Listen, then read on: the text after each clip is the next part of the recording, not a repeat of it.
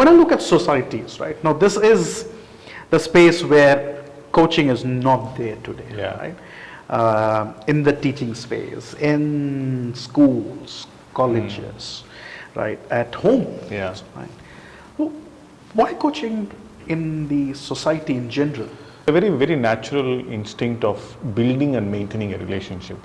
And I would again say that when you're working with people in the society, it's again how much you learn from each other, how much they tend to benefit, how much you tend to benefit from those interactions. So that hidden agenda doesn't exist. And when the flow is very natural, there's a better relationship. So from a society point of view, I would probably think a benefit of bringing in coaching could be in terms of really enhancing the quality of relationship amongst people. And I think that's the best way I can relate to when you say society. Lovely. When it comes to your own spouse relationship, I think it's work in progress. So I don't think it'll be unfair for me to say that it's working 100% there. And I also realize why it happens. Because I think there is the little bias which comes in when it comes to your spouses. And I think for me, I'm in the learning journey. There's a lot more to cover to make that much, much better. But it seems to be a lot more easier in an organization context. It's when individuals seek for coaching, it's a little more easier. Broader societal context, definitely easier. But I think with the immediate families, it's possible, but I think the journey seems to be a little more longer in my personal experience. So if I ask you to talk a little bit about this skill of coaching, right? I call it a life skill, like swimming. Okay. So what do you think? I think it's something which very few people get it naturally, but it's an acquired skill. Take me for example, I really meant it when I said I thought I was a good listener until I attended a workshop on coaching and then NLP to realize I was nowhere close to listening honestly. But I think that's one of the biggest skill which I think is needed in coaching, your ability to listen. And wonders which happens has certain protocol which one needs to non-negotiably follow. And that doesn't happen if you don't go through a more formal process of coaching or being guided by a formal coach like you. So I think it's important to realize that. So listening is just one. There are a lot of other skills, being empathetic, being in the moment, understanding, what to say, when to say, and how to say next, and in the moment, not being prepared, but in the moment, is all something wonderful. Being patient is another one. Not wanting to listen to what you want to listen is another one. So I think the list can go on, but for me, in a nutshell, which actually is what not to say, and not saying also is part of it. Totally. Not all the managers feel there's a need for a formal coaching because they think they're anyway great coaches because people say, wow, thank you. But honestly, coaching is a very different ball game. I think it's got apart from a sense of purpose, it's got a technique behind what it does. Sometimes you're tempted to, I know what to say, but your ability not to say at that moment, I think is also very precious. So there's a lot of unsaid rules, if I say, which comes out as you become an expert in coaching. I've learned it quite a bit, and I thoroughly enjoy knowing the importance of some of those key skills in coaching. Not easy, I must tell you. It takes years of practice and very conscious effort to get better every time. And I think that's what makes you a good coach at the end of the day.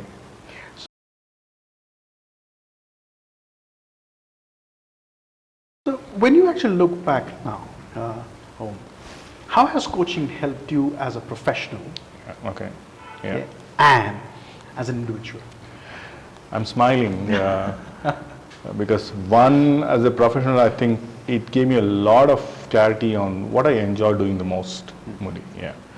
Working with people, deriving solutions, behavior related creating some wonderful products to help people change. And as I grew up in the corporate, I also learned my threshold. I also probably, I wouldn't say self-coached, but I do a lot of self-reflection, which of course thanks to coaching, because it allows you to reflect. And I remember one of my mentor coaches who asked me, as one of my, I continue to get coached, by the way, not that because I'm a certified coach, the journey stops. It's not, I continue to get coached. When I need help, I seek out to people who I can trust, who I love, and enjoying conversations. In one of the conversations, it came out that I was struggling at one stage recently in the professional work, and that's because of a personal side of my life. And it was important for me to take that call. And I think coaching, the conversation, I wouldn't say formal coaching, but that conversation, which was so coaching in nature, gave me absolute sense of clarity of why I had to leap out of my corporate job to handle something else, which was need of the hour. So yes, I mean, to answer, I think it's a learned and unlearned journey, and then which helps you, gives you that clarity on it. So yeah. If I use the word, tell me if this resonates with you. If I use the word congruence. Yeah, yeah. Of course, yes. Of course, absolutely. A congruence of your mind, your heart, and of course, the thoughts. Absolutely. There are a lot of benefits I have got, right? Remember I told you from low self-esteem to extreme high self-esteem. Well, I still work on it. But one of the thing is, I am comfortable in my skin. You know, I don't think too much before I do, because I know what I'm doing. This is me. Yeah. I don't have to be somebody else. And this is the biggest gift I've got out of coaching, right? And I'm doing something which is true to who I am. Lovely. Right? And this is something which I have got from some of my coaches and mentor coaches, like you're saying, because I look up to them because they are role models, they are examples of it, right?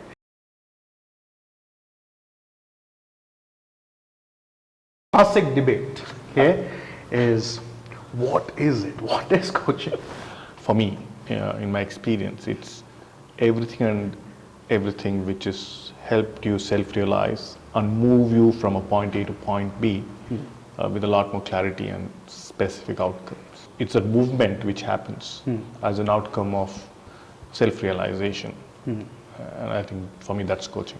What would you say if I say a purposeful conversation with a goal? What's your perspective on that? I think it's fair.